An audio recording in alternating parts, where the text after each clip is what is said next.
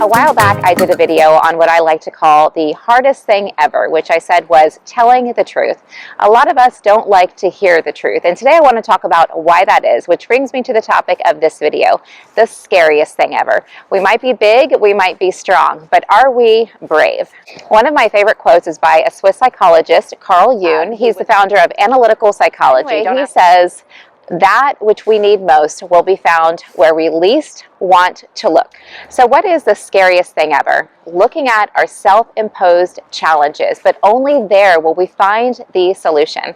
I bet you know someone in your life who seems to consistently struggle with the same type of issues throughout their life. Maybe not getting along with their family, maybe stuck in a job they're unhappy with, maybe not making enough money, maybe suffering from depression. Maybe it's you, and sometimes it's me. Have you ever stopped to think about why that might be? Why we continue to struggle with the same types of issues throughout our lives?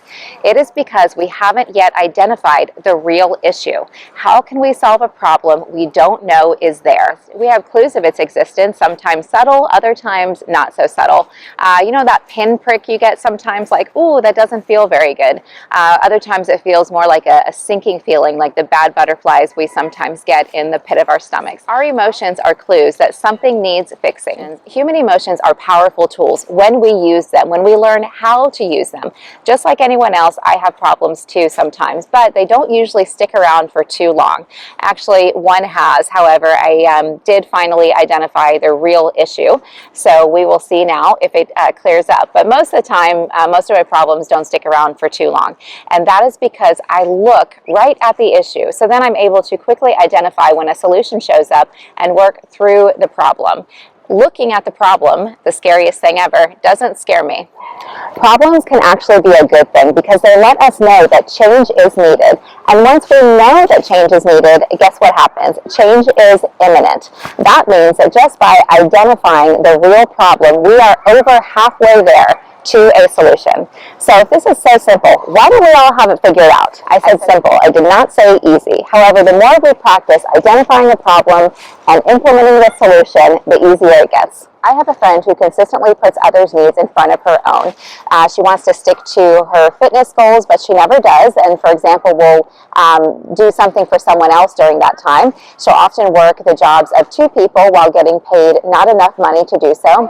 So why are these the choices that she makes? Somewhere inside she feels she does not deserve to have her needs met. I don't know why. I mean, these kinds of things will typically go back to our childhood where we had a painful experience, and in order to cope with it, we told ourselves something about ourselves that wasn't true. For example, I don't deserve XYZ because of XYZ. And then what happens until we identify and heal this issue is we then carry forward this untrue belief system into our lives, and problems keep showing up trying to draw our attention back to it. Now, we likely wouldn't tell someone else, you don't deserve to have your needs met. So why are we sometimes then this unkind to ourselves? Because we're not paying attention to our feelings, to how we're really feeling, and to what is really going on. Instead, we fight our feelings of discomfort, ignoring them, pushing them down, moving forward with our day-to-day. Doing the deeper work of looking within ourselves, the scariest place ever, requires more depth than most of us are comfortable with. It requires taking responsibility for our part we played in getting us where we are today. And then it also means taking action. So what's wrong with that? What's so scary about taking action that most of us won't even get started with the first step? Instead of staying present, we get into our heads and we can't see the first step because we're too focused on steps 10, 20, and 30 and what they might look like. It doesn't matter what the next steps look like when we can't even see the first step. There's another quote I like by Thomas Carlyle: "Go as far as you can see. When you get there, you'll be able to see further." Rather than worrying about how it is you're going to get where you're going and what steps 4, 5, and 6 are going to look like, how about instead focusing on how you're going to feel once you reach your end goal? What does that look like? What does that feel like? Allow yourself to get excited about that. Once we have excitement, we have momentum, and we're also then in the present moment, which means we will better be able to recognize the first step when it shows up for us toward our next direction. Let's talk about frustration. The next time you feel frustrated, look at your frustration instead as fuel. Frustration is fuel. It is guiding us in a new direction that is meant for us. If we were comfortable, we would stay right where we are. For example, I had been working in a job that I really liked, and it was a good job until one day, and it seemed almost overnight, I no longer loved my job and I began to feel frustrated. So what I did was pay attention to the frustration. It was there guiding me toward a next direction that I was now ready for.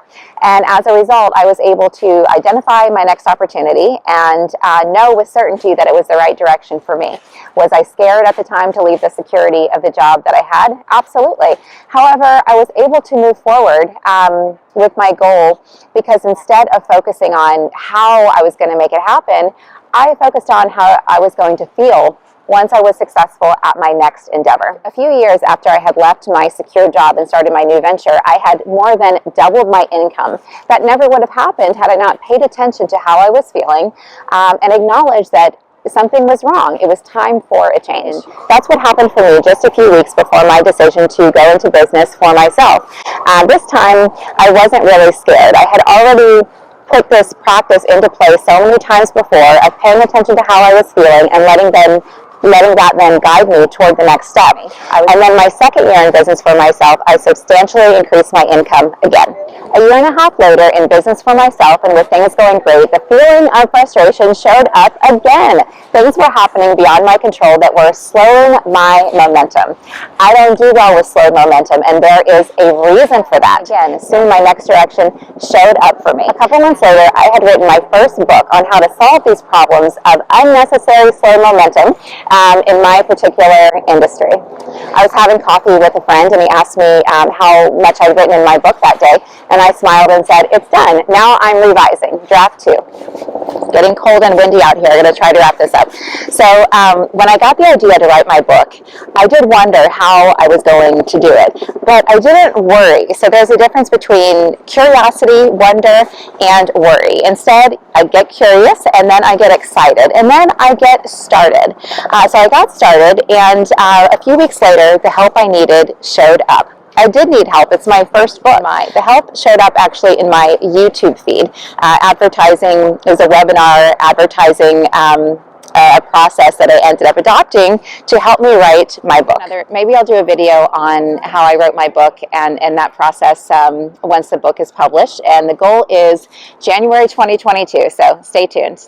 Let's recap. We were talking about the scariest thing ever. Back to Carl Jung's quote, "That which we need most will be found where we least want to look." So it's about doing the deeper work of looking within ourselves to uncover what the issue is, and then using our frustration as fuel, letting it guide us toward the next step that is right for us. And if we want to change the experiences outside of ourselves, we're likely going to have to change something within ourselves. By doing the deeper work of healing the issue within ourselves, we show ourselves our value, and that's the person we needed to show all along. Use your frustration as fuel to keep getting happier and more successful, whatever that might look like for you. The only person who can ever hold us back is ourselves. You are stronger than you know. You can achieve anything you set your mind to, and you can overcome any hurts that might be holding you back when you're ready to do the scariest thing ever. The more you do it, the less scary it is, I promise. I'm Emily Miller, and I believe in you.